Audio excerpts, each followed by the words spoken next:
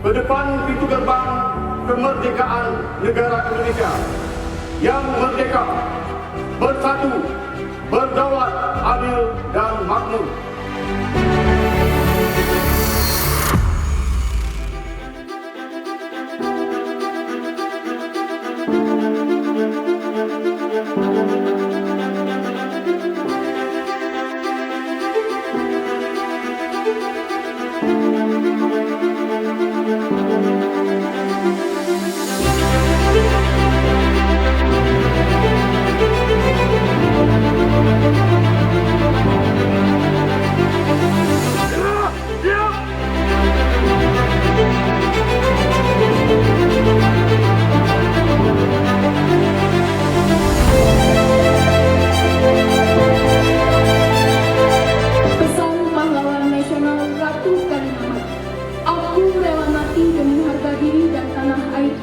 Sebab kehormatan tidak bisa dibeli.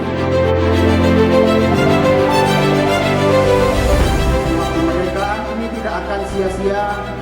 Kita akan melanjutkan perjuangan para pahlawan dengan cara kita bekerja lebih keras, berpikir lebih jernih, dan melayani lebih tulus.